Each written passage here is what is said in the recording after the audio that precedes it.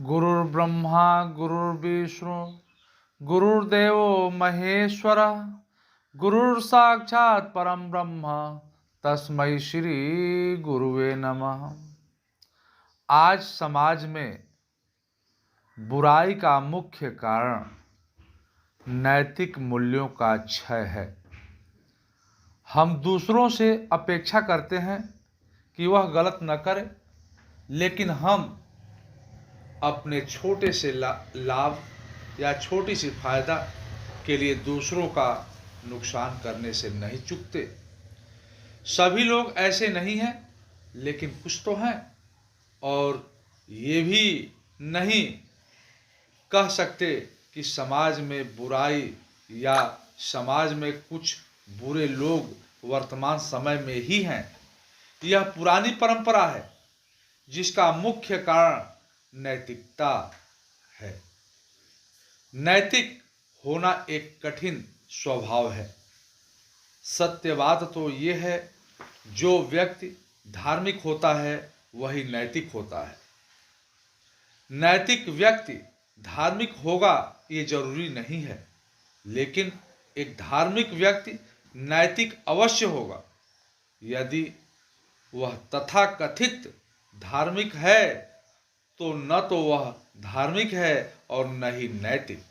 समाज को नुकसान ऐसे लोगों से ही तो होता है क्योंकि वे ढोंगी होते हैं। वहाँ सतर्कता जरूरी है। मैं वर्तमान समय में एक उदाहरण द्वारा समझाने का प्रयास करूंगा। एक बार एक विद्यालय जो इंटरमीडिएट कॉलेज था, वहाँ डीआईओस का इंस्पेक्शन था। वे कक्षा 11वीं में गए। कक्षा में बच्चों से उन्होंने पूछा, ये बताओ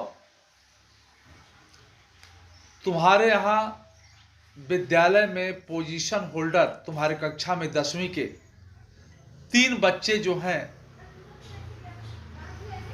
वे हमारे कुछ प्रश्नों का जवाब देंगे।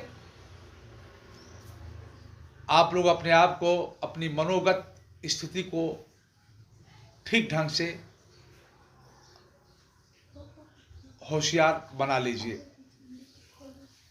और उन्होंने कहा, जो बच्चा 10वीं क्लास में प्रथम स्थान हासिल किया था वह बोर्ड पर आए, बोर्ड के समीप आए, और उन्होंने कोई प्रश्न लिखा। उस प्रश्न का जवाब बच्चे ने दे दिया। बच्चे को उन्होंने भेज दिया।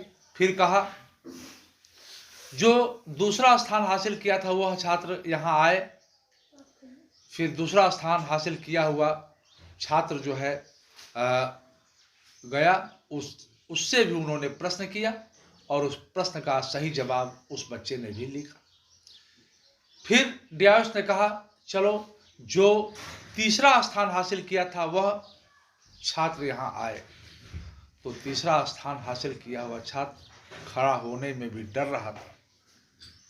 फिर डरते डरते वो खड़ा हुआ, वहां से आने में भी शक पका रहा था। डीआईओस ने डांटा, क्यों, तुम्हें क्या डर है, यहां आओ। फिर वह छात्र डरते डरते बोर्ड तक गया। तो उन्होंने पूछा, हमें तो ऐसा लग रहा है कि तुम जो पहले नंबर पर आए थे वही हो क्या? तो छात्र ने डरते डरते कहा कि जी सर, मैं पहले स्थान पर आया था क्योंकि मैं पहला स्थान ही हासिल किया था। तो उन्होंने पूछा कि तीसरा स्थान वाला छात्र कहाँ है? तो उस छात्र ने कहा कि सर, वह आज विद्यालय नहीं आया है और उसने मुझसे कहा था कि अगर विद्यालय में कोई ज़रूरी कार्य पड़ जाए मेरा, तो तुम मेरे स्थान पर चले जाना, इसलिए मैं यहाँ पर आ गया। तो डीआईओस बहुत बिगड़े और उसके बाद उन्होंने उस कक्षा में खड़े कक्षाध्यापक से कहा, क्यों आप तो यहाँ थे, आपको तो बतानी चाहिए थी कि यह तीसरा स्थान हासिल छात्र नहीं है, आपने ये भी नहीं बताया इतनी नैतिक मूल्यों का अच्छा है। तो इस पर उस कक्षाध्यापक ने कहा कि सर, जो इस कक्षा के अध्यापक हैं, क्लास टीचर हैं, वे आज छुट्टी पर हैं, वो फिल्म देखने गए हैं।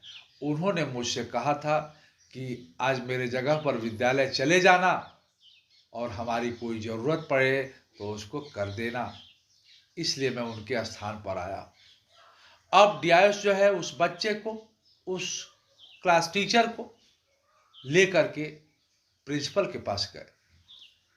प्रिंसिपल से सारी वृतांत बताए कि बताइए आपके विद्यालय में कितनी अनैतिक कार्य हो रही हैं, कितना नैतिक मूल्यों का पतन है आपके विद्यालय में।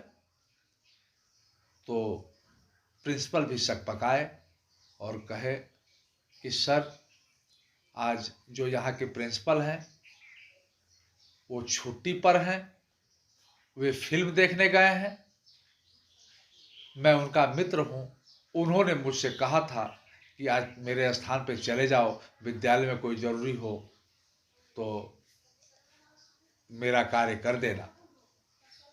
अब व्यास बहुत नाराज हुए, कहे अब मैं इस विद्यालय की मान्यता रद्द कर दूंगा, क्योंकि यहाँ हर अनैतिक कार्य हो रहा है, अब तुम लोग कोई अब यहाँ पर अपनी नौकरी नहीं बचा पाओगे। इस पर प्रिंसिपल ने, विद्यालय के पूरे स्टाफ ने सब मिलकर कहा, सर कुछ ले दे के इस मामले को ख़त्म कर दीजिए, ये मामला आगे न बढ़े।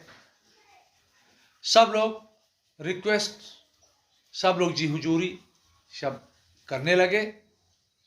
तो डीआईओस ने कहा, चलो कोई बात नहीं, मैं भी असली डीआईओस नहीं हूँ, असली डीआईओस जो हमारा मित्र है वह छुट्टी पर है, वह फिल्म देखने गया है, सरकार की ओर से निर्देशित था, प्रशासन की ओर से निर्देशित था कि आज जा करके उस विद्यालय का इंस्पेक्शन कर लो कि वहाँ का माहौल कैसा है, वहाँ की पढ़ाई कैसी है, इसलिए मैं आया था, इसलिए कोई बात नहीं, किसी को कोई समस्या नहीं। तो यह तो हरासमेंट है, यह तो हमारा नैतिकता है। तो अगर हम ऐसे, हम अपने से शुरुआत नहीं करेंगे समाज की, हर समाज की, हर देश की, हर परिवार की जो अच्छाई की शुरुआत होती है वो अपने से होती है। हम दूसरे से अपेक्षा करें और अपने गलत कार्यों में रुचि दिखाते रहें तो कभी न समाज का भला होगा न अपना भला होगा। इन्हीं शब्दों के साथ अंत में ओम श्री सद्गुरुदेव भगवान की जय।